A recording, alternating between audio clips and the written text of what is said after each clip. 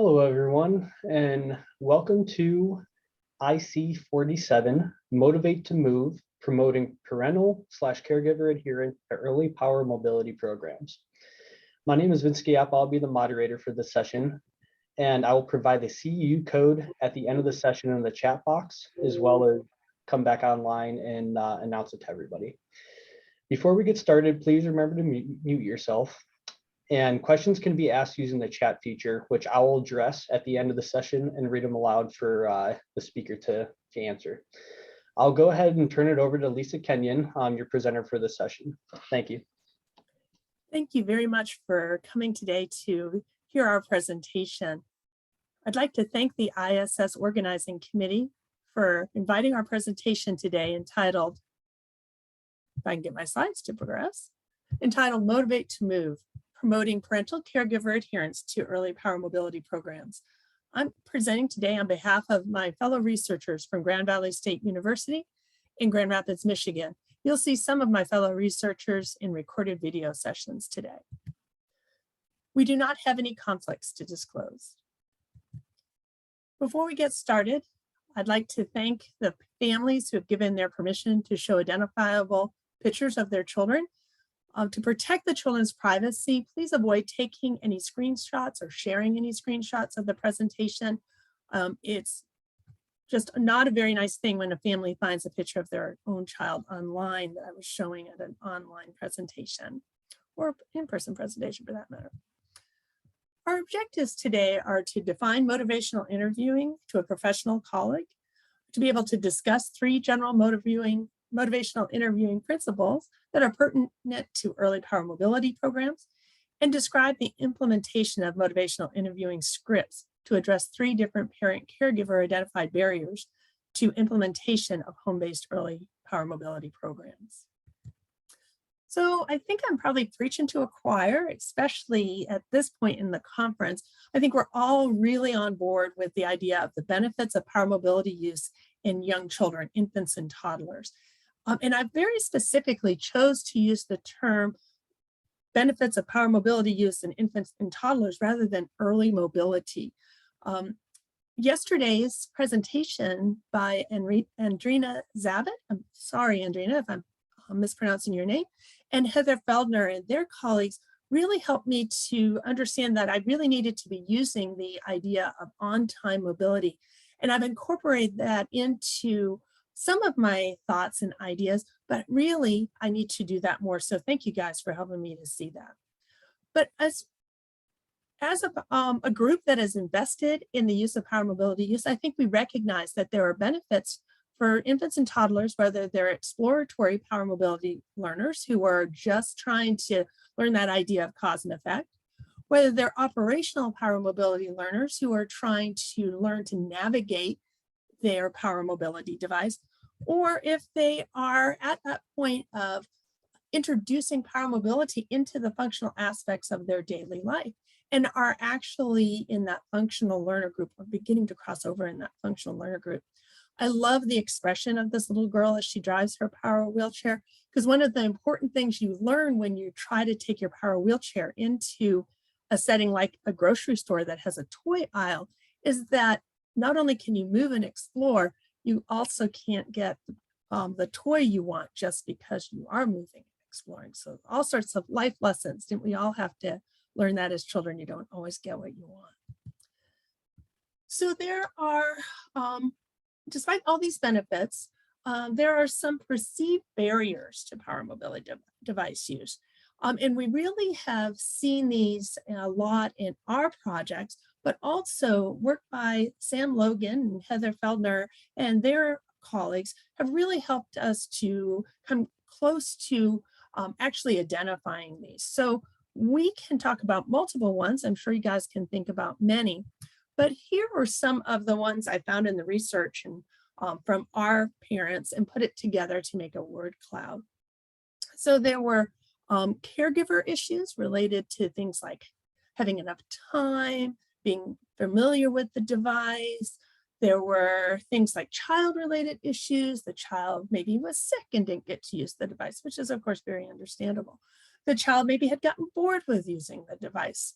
The child maybe was not liking to get out of the device. We have that quite a bit. The child sometimes might not want to drive when the parent wants them to drive. There's also things like the environment. And these might be things like maybe the device, particularly some of our ride-on toy cars, they don't go very well on carpeting.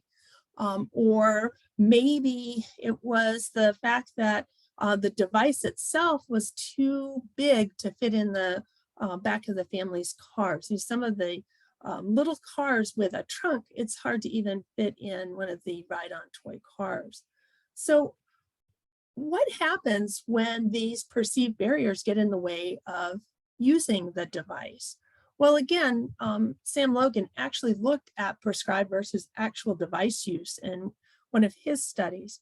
And he found that in 3 different studies, the prescribed dosage of use for the ride-on toy car had been 20 minutes per day, 5 days a week for a 3-month period. And that gave 1,200 minutes that were prescribed, so to speak.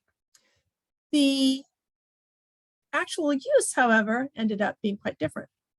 So the actual showed that there was between 120 and 2,210. Gosh, I've been practicing my numbers in German too much. I can't say them in English. 2,210. 10% of the prescribed, so this ranged from 10% of the prescribed amount of time to greater than 100% of the prescribed amount of time. And a lot of issues can come into play here. So in our experience and how we came to this idea of using the motivational interviewing was we were conducting a study here in one of our local early intervention programs. We call our intervention programs early on here in Michigan. And so we were conducting this project, and it was a pilot project. We had 6 to 8 kids that we were seeking to enroll. And we were able to fairly easily enroll families and children, which was great.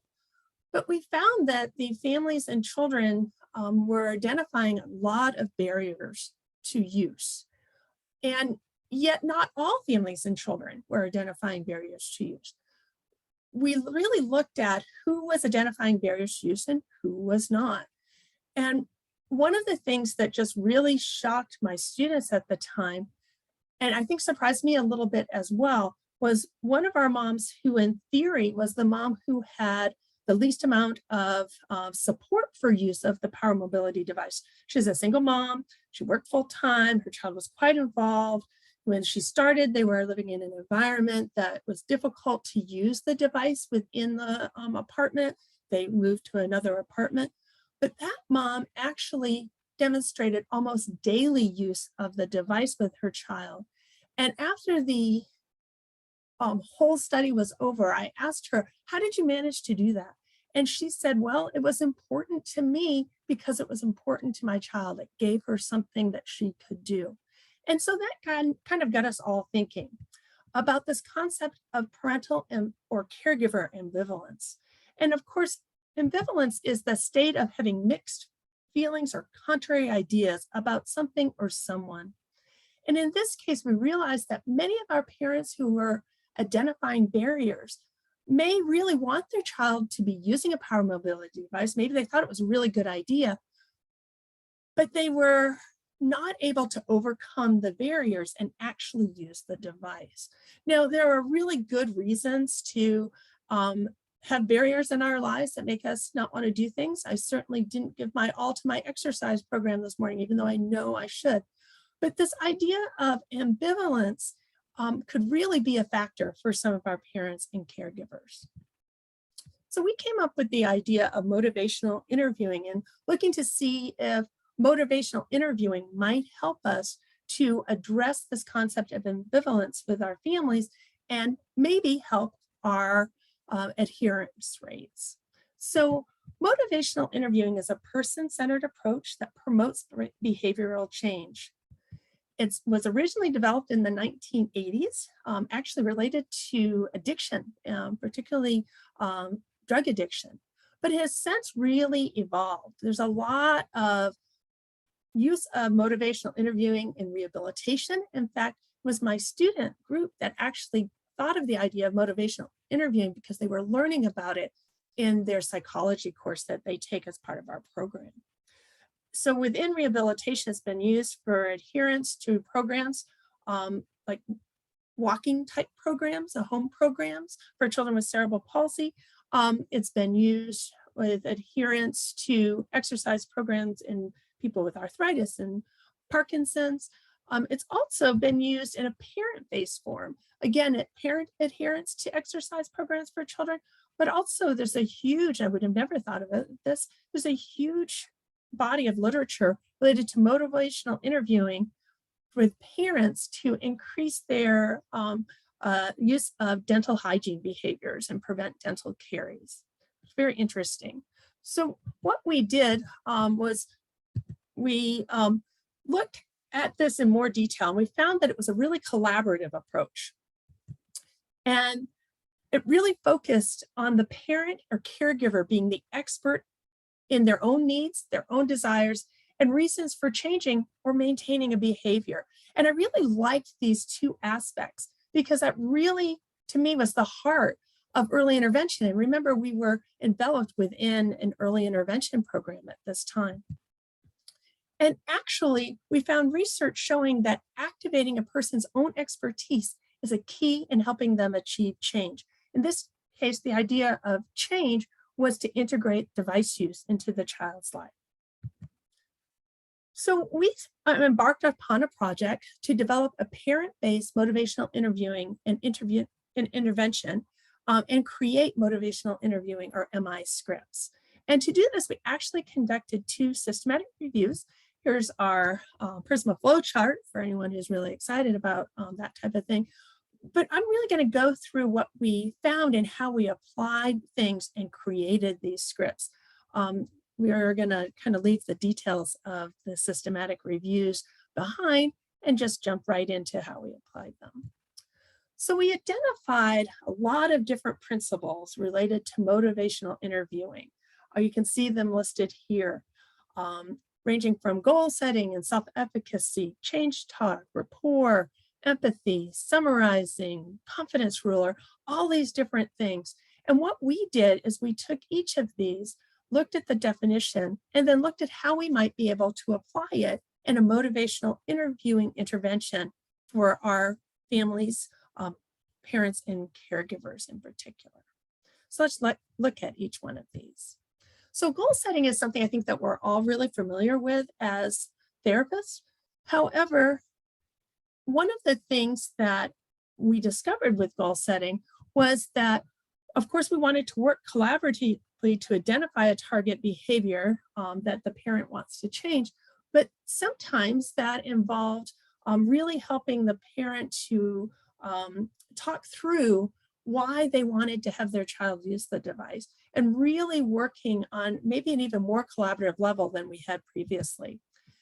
And then we want to incorporate these goals that we identify or the parent identifies into our conversations in the future and allow the parent to create a vision for change. Sorry about that. So one of the things that we did in our program was we already used the Canadian Occupational Performance Measure in both our research and our power mobility service provision, where we provide power mobility training and use for children. So we use the COPM quite a bit. So this was quite a natural thing for us to kind of take this COPM, work with the parent to identify their perceived, their children's perceived occupational performance issues, and then take those into goals. And then it was also a really nice way to bring them up each time we were at the home or doing a virtual check-in during COVID. And in this way, we also felt that we were able to really use the goals. I don't know about you, but when I was a younger clinician, a new clinician, I don't want to imply that I'm old. When I was a new clinician, what I did was I worked with the families to set goals, but then I only checked them really at the end. And so we really envelop the idea, that culture of really talking about the goals all the time. Another principle of motivational interviewing that we found was self-efficacy, that idea of increasing the parents' or caregivers' belief in their ability to change a specific behavior. And I found that again, as a pediatric therapist, I had been doing a lot of this. Wow, I can really tell that you're working on this, or boy, you do a great job. What a marvel.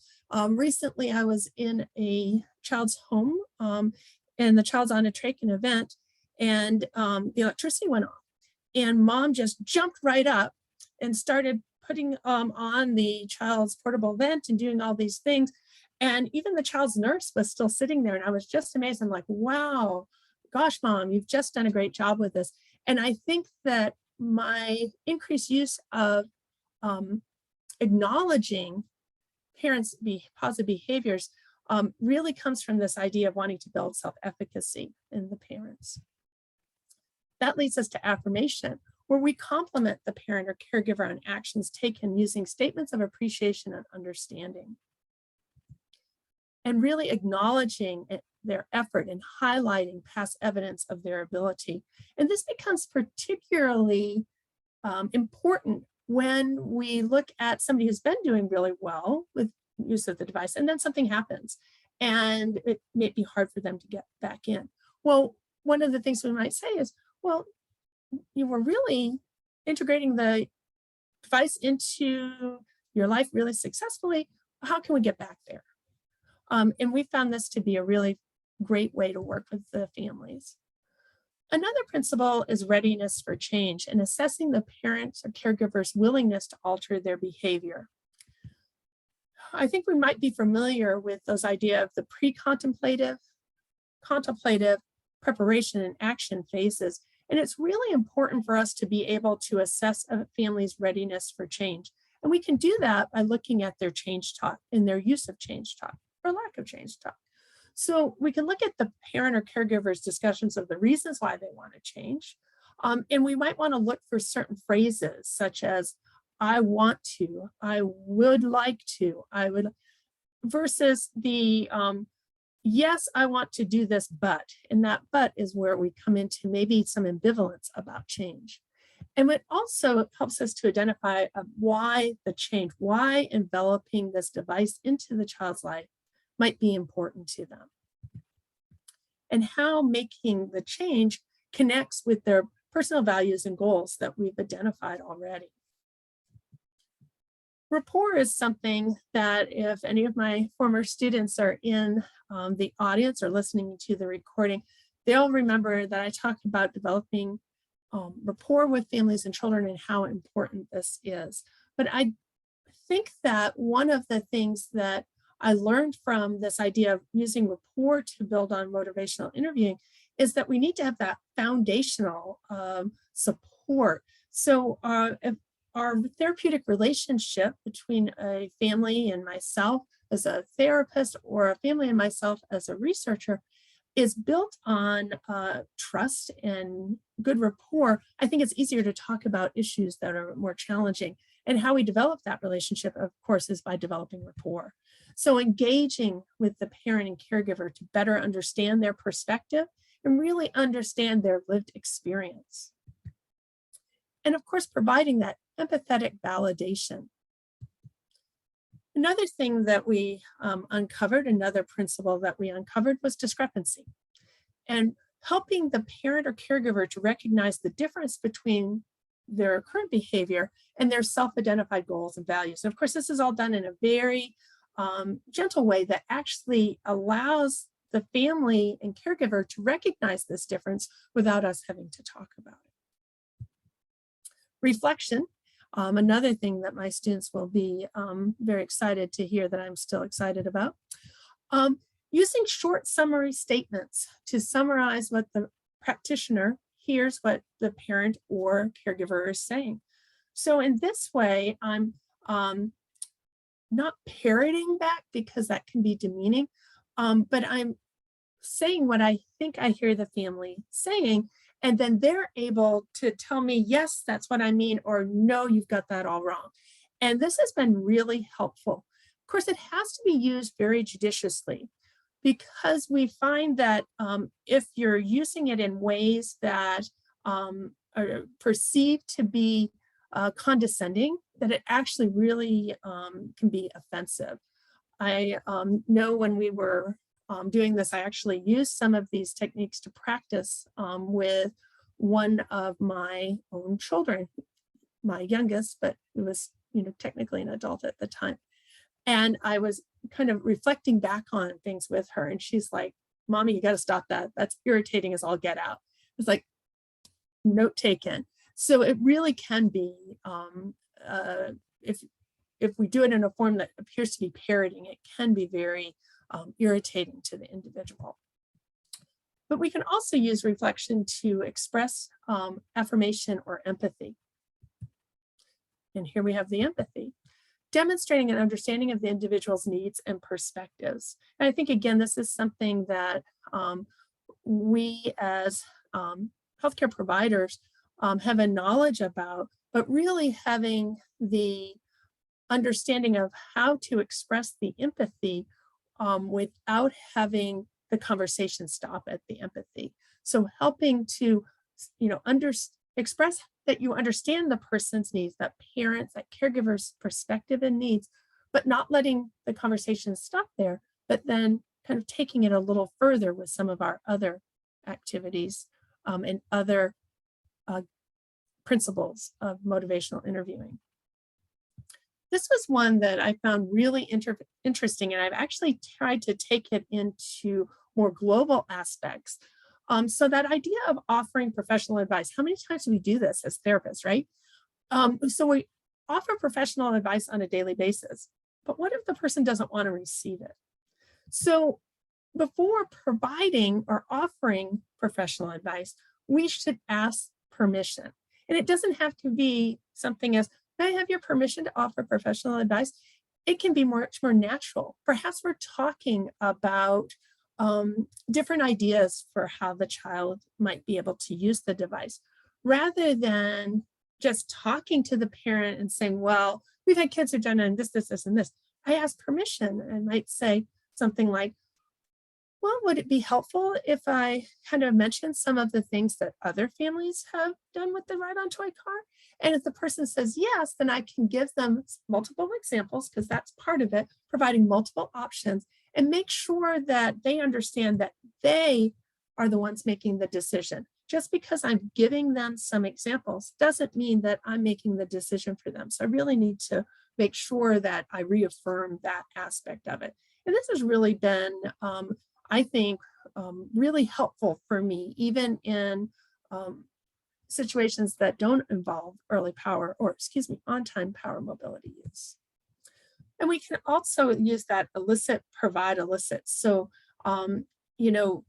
we want to follow up the offering of advice, the provision of device, with eliciting feedback from the family. Summarizing, we've talked a little bit about that use of reflective and active listening to link and reinforce the discussion, but again, the need to use it a little judiciously. We have some recorded video role modeling sessions where we've really used things quite intentionally so that you can see the principles in action. But of course, in a real life section, we would not be quite as direct as what we are saying in some of these videos. And we can also use summarizing to shift the direction of focus within a conversation. So within motivational interviewing, you're having these conversations, and maybe it's time to move away from one thought and onto another. So I can use these summary statements to then go introduce another topic or idea. And we also want to learn that idea of rolling with resistance. As a wheeled mobility researcher, I really like this idea of rolling with resistance. But we need to allow the parent or caregiver that freedom to express their resistance to change without us arguing with them, without us saying, "Yes, but," or "Don't you know how valuable these early mobility experiences are?" We really need to make sure that we provide the opportunity for that family to feel safe with us that they can express resistance. The confidence ruler was another thing that I really enjoyed. I've used this an awful lot. I even found I've used it a couple of times with my husband. So this is a numeric scale used with the parent or caregiver. It can be, in some references, it was a 1 to 5. I kind of like the 1 to 10 because it's similar to the COPM that we use. But really, you can ask the family's confidence about a number of things. You can ask them to rate their confidence to make change, rate their willingness to make change, rate their confidence with the device. And you'll see several examples of this when we get into some of the videos. A nice thing with this, if I have a parent, let's say, that rates their confidence on a scale of 1 to 10, let's say I'm asking them to rate their confidence with the use of the device on 1 to 10, and they say a 5, I then have an opportunity to say, well, why, kind of what makes you out of 5? And what can we do to get you to a 6 or a 7 or whatever? And it really is a nice tool to use. I find myself using this quite a bit, even with my students in terms of their confidence with the device and things like that. Finally, the last principle that we uncovered was that spirit or essence of motivational interviewing. And this is something that's talked about so much in the literature. Every paper that we included in the systematic review talked about this idea of the spirit or essence of motivational interviewing. That idea that it's a partnership and there has to be acceptance and evocation and compassion, and really circling in on the center there is that idea of the spirit of MI. And really this nice gentle way to help families to consider change that may lead to increased adherence, increased use of the device. Okay. So now we're going to go into some examples of motivational interviewing based on the scripts that we developed as part of our objective. Remember, I said we were going to develop a motivational interviewing intervention and then put it into scripts that we could try to help use as part of our service and research provisions. And so these scripts are available in our published publication. That isn't sort of right, but in our publication. And I'll have that citation available for you at the end of the session. So one of the things that we found in developing these motivational interviewing scripts was there was really that idea of an initial session and then that idea of follow-up sessions. And this is really nicely with both our service and our research model, because oftentimes we have an initial session and then once the child has the device, we might follow up either in person when COVID allows or via Zoom when COVID doesn't. So that really was that idea of these two different scripts. So we're going to go through the initial session first.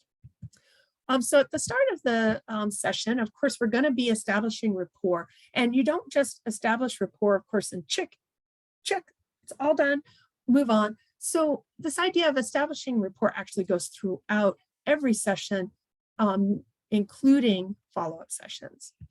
That idea of providing information, answering any questions that the family has, providing information about the research project, providing information about the use of the device under our service provision model. Providing that information might include things like parents asking me questions about the benefits of power mobility use. And we have actually developed some more standardized responses to that are also available in our publication. But we found that it was a good idea to, of course, we're not reading off scripts when we are talking with families, but we found it was a good idea to have an idea of what we might say, because that way we were able to be better prepared for questions and follow-up and things like that. Sometimes we're also working with, like in partnership with an early intervention provider, and again, providing this information about the evidence-based use of early mobility and on-time mobility in these children is just a really important thing. I'm trying to switch my language as Andrina and Heather encouraged us to yesterday in the on-time mobility session. We're also going to assess parental and caregiver readiness to participate in the program. And we're going to listen for keywords or themes indicating willingness to change. And again, these are things like what they want to do with the device, what they envision with the device. I want to, I would like to, I can see myself, versus, yes, I want to use the device, but yes, I want to be involved in the program, but. And again, just talking with the family and identifying their readiness and willingness to change. Now, we have not in our research studies yet kind of identified this readiness to change as a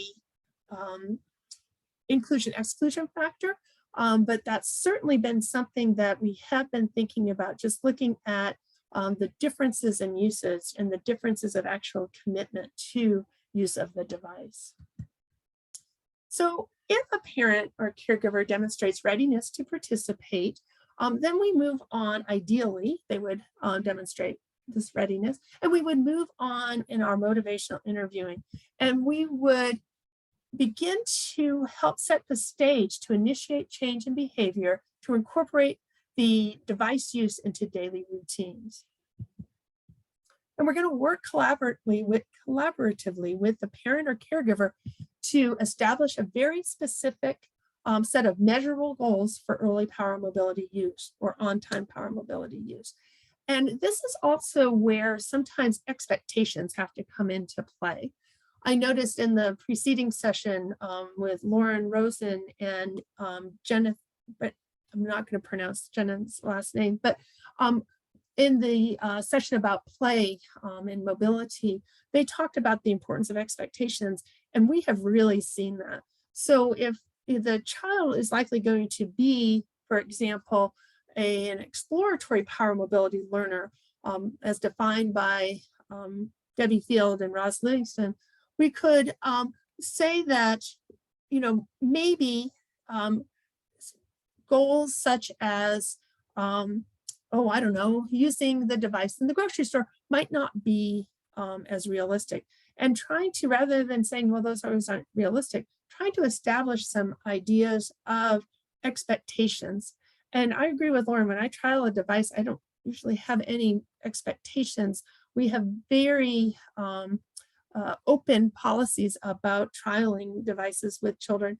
I've actually worked in the neonatal intensive care unit with one of our long-term residents, and my new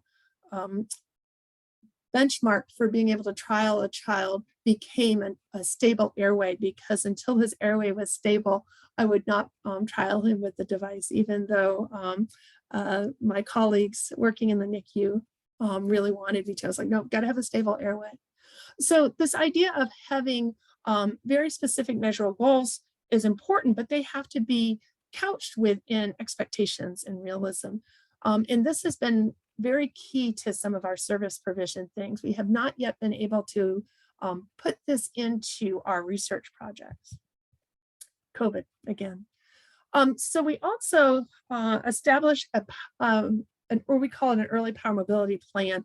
I'm going to switch that to maybe just a power mobility plan or an on-time mobility plan, or maybe just mobility plan. But that idea that we kind of go through, okay, what might we do to integrate the device use in? How can you see yourself using the device? What type of things do you and your child like to do? What might work well with this? And this has been a really nice thing. We make this plan, we leave a copy with the family and a copy with us.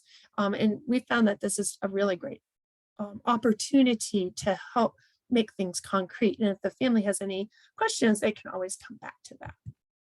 So here we have one of my fellow researchers here. She is my former student. And one of my other former students, who is now a parent of a young child, doing a role play about an introduction of the power mobility device, and just kind of giving us a role play here of what it might look like. Please recall that they're using phrases very intently to try to be maybe overly overt to get the point across. And I think they do a really nice job. We're doing good. Lovely. I'm so happy to hear that. Now, I know that you have received all of our educational materials about the Early Power Mobility Program, and I would love to hear your thoughts about you, Lena, and your family participating in this program. Yeah, I am super excited for Lena to give this a try. I would love to see her just able to explore her environment a bit more. Do you have any questions at all about the program? No, not right now. Okay. Could you tell me a little bit more about her exploring her environment and what you envision Lena doing in her power mobility device? Sure. So it's really nice outside all year round where we live. So I think that it would be great for her to be able to just get out and explore a little bit more. Right now, she's really not able to do that. And I would hate for her to just be, stuck inside all of the time. Yeah, I hear you saying that it would be really nice for Lena to have some independence with exploring her environment. Yes, exactly. What sort of environments could you envision her exploring around your home or community? So we have some really great parks near our house with paved paths, and I would love to see her be able to use those.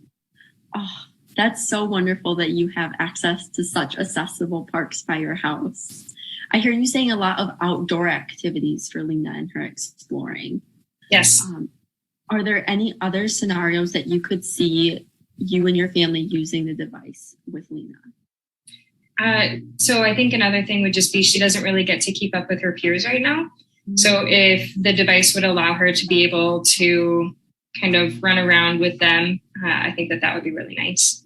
So I'm hearing you say that you would love for Lena to get outside a little bit more with yourself and your family, but also to give her that opportunity to explore with her peers. Does that sound right? Yes, that's right. Oh, lovely. Well, as you know from all of our educational materials, Early Power Mobility offers a great opportunity for kiddos like Lena to be able to engage with their peers, have that independent play, and be able to really explore environments just like you're talking about at your parks in Arizona.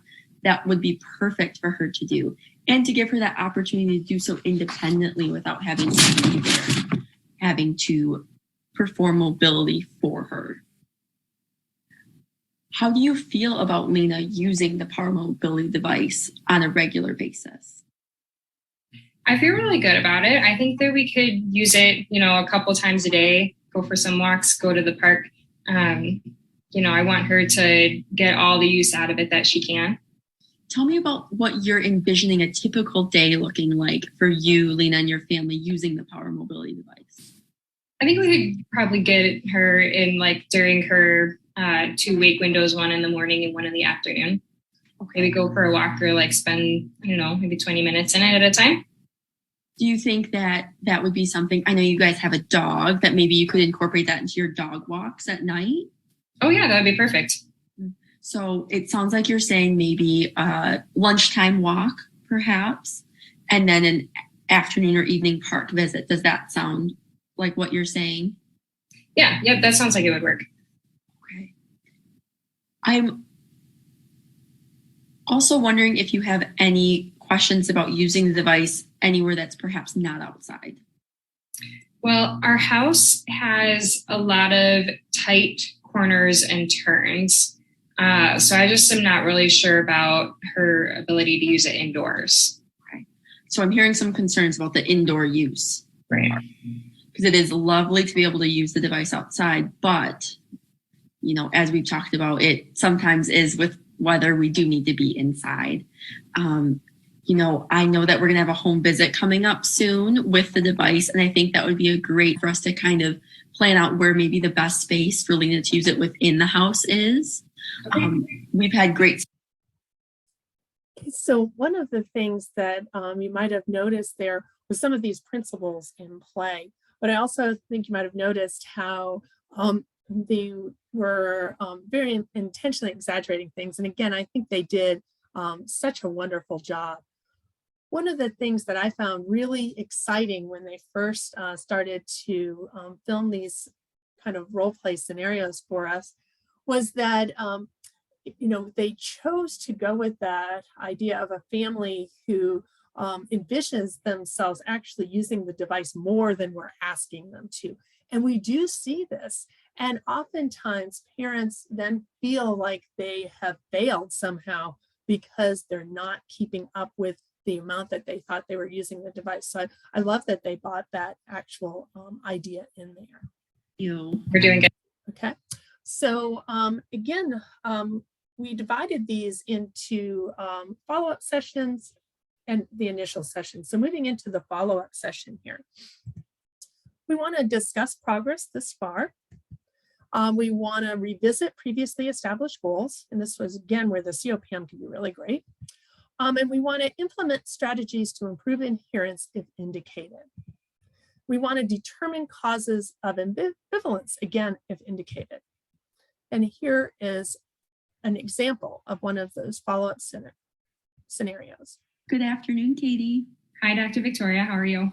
I'm doing really well. How are you? We're doing good. Lovely. So you've had a device for about 2 weeks now. Tell me what your typical day is looking like. Sure. So we are able to get into the device, I would say maybe every other day. It's not quite as easy as I, thought it was going to be. But it sounds like you're getting Lena in the device fairly frequently, about every other day. Right. So that's wonderful that you're getting in the device and feeling confident about that. Right. And I know we had set those goals 2 weeks ago when we first met and set them. On a scale of 0 to 10, with 0 being not at all, 10 being I've met all of those goals and using it as much as I thought I would, where are you saying you're falling on your original use plan for the device? Maybe like a 6. Okay. Why would you say you're a 6 and not a 0? Well, if I was a 0, I wouldn't be using it at all. But I am managing to get her into it, just not as much as I had hoped.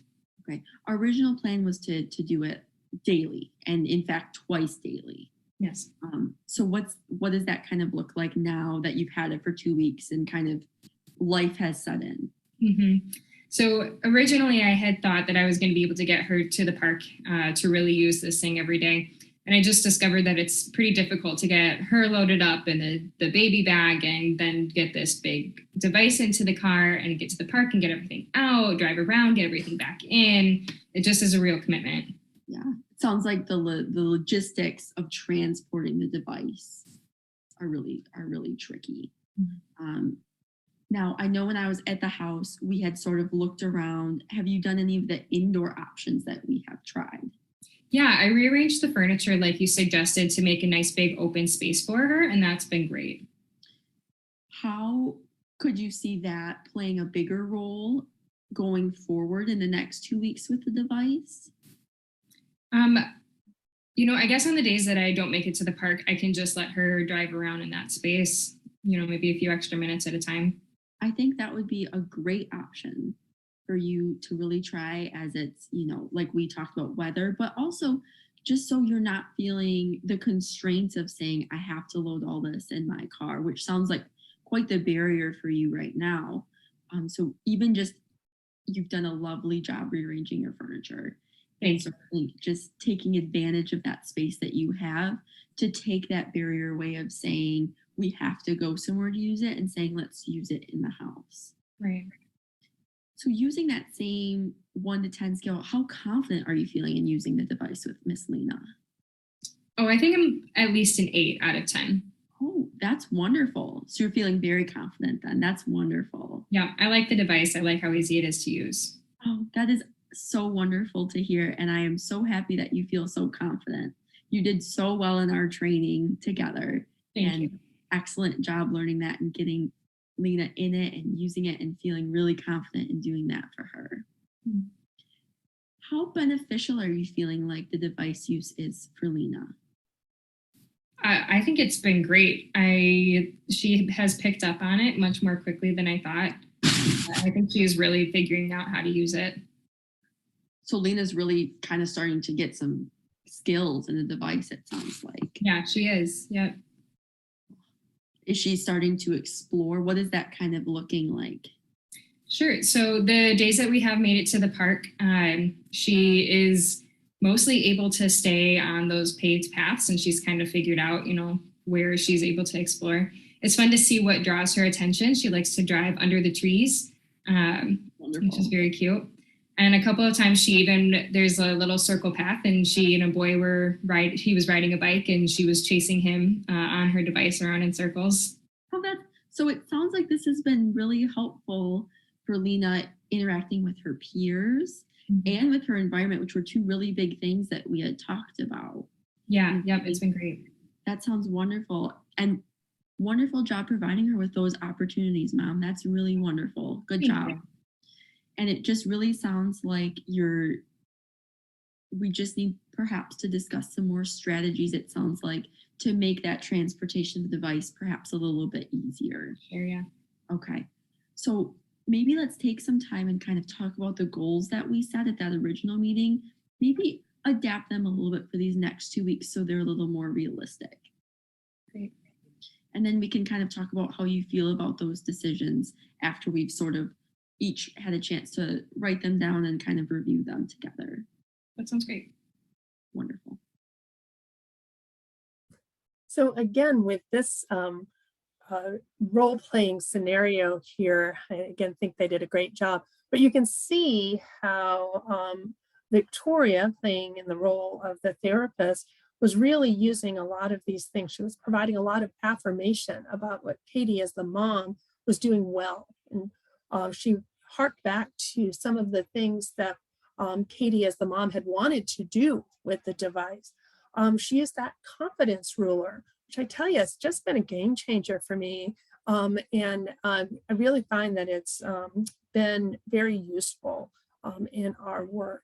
Another thing is, helping mom and empowering mom, I guess might be the word, to set her own high standards for using the device, and then kind of helping mom when she saw that that standard was too much to use the device twice a day, helping mom to feel good that she had been using the device as much as she had. And I just really think that the students did a nice job with this series of videos. So moving to the next slide, we also developed some specific motivational interviewing scripts to address identified barriers.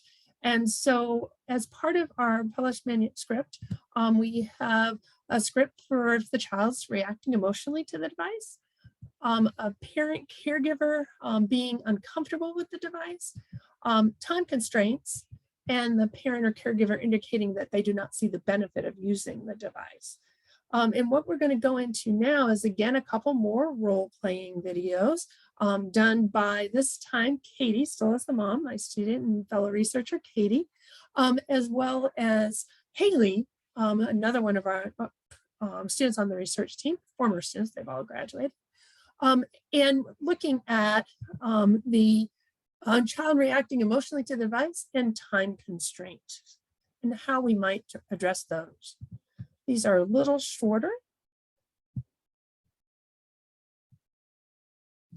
Good morning, Katie. How are you and Lena doing?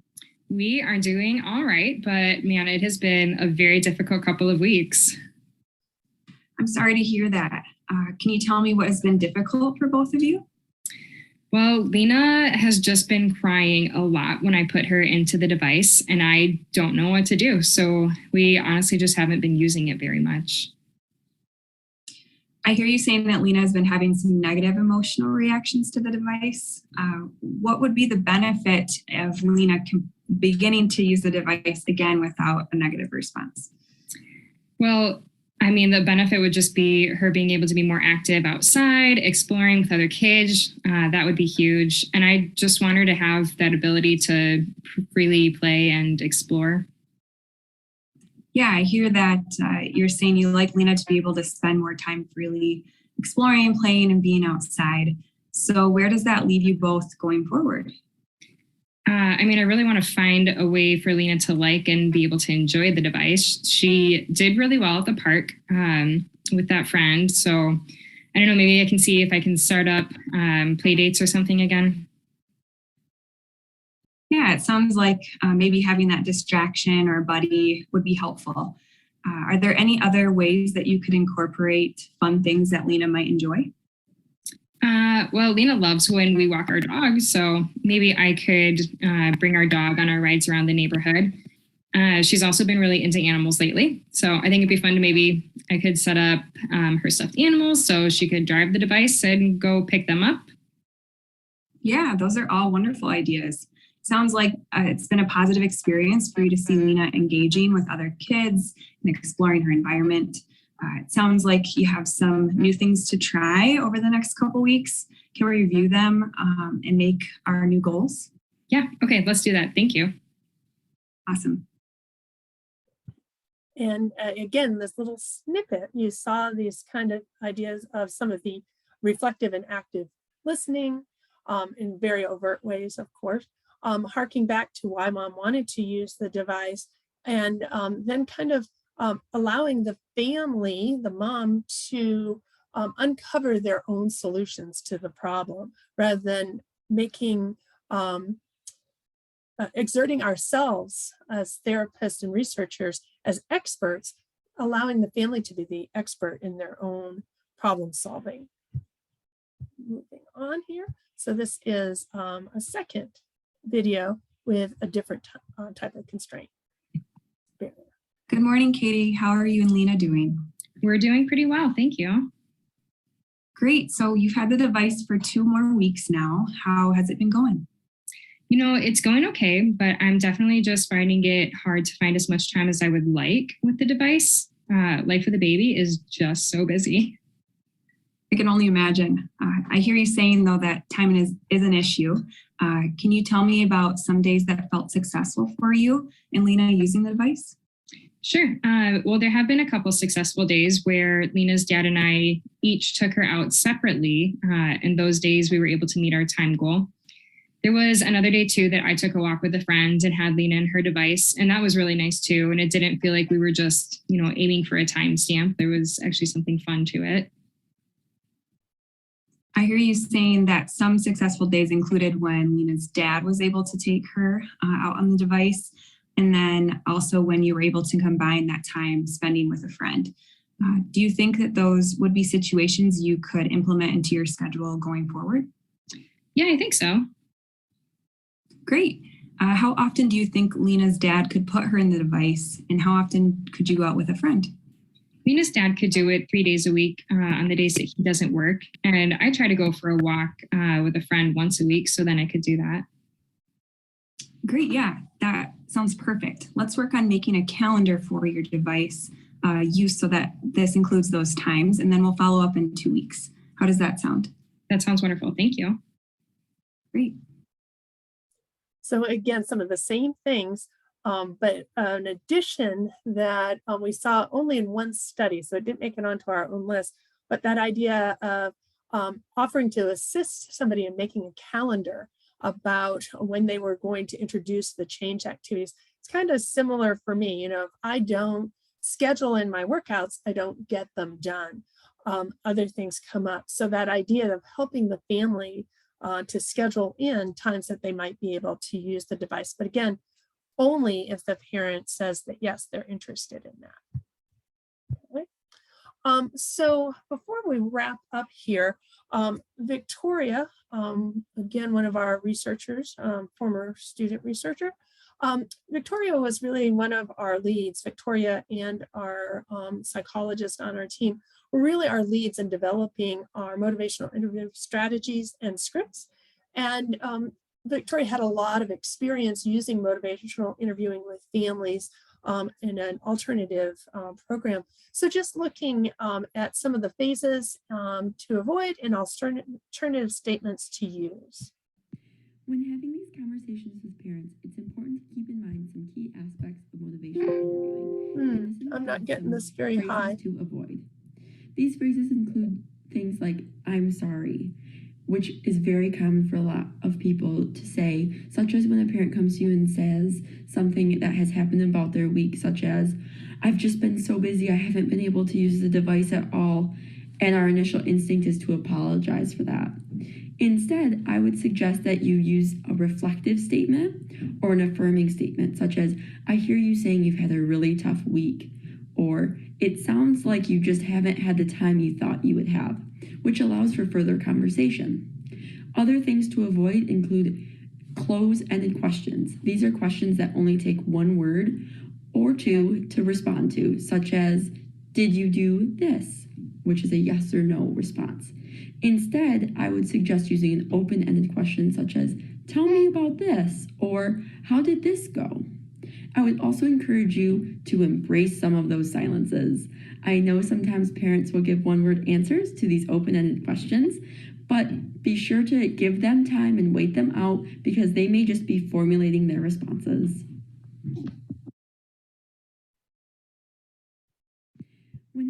Okay, here are our references, and at the end you'll see an early online advanced version of our article in Disability and Rehabilitation Assistive Technology.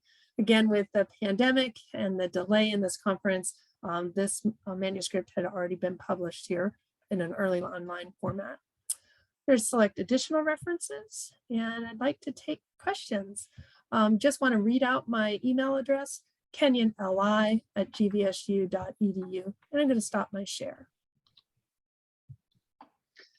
Wonderful. Thank you, Lisa.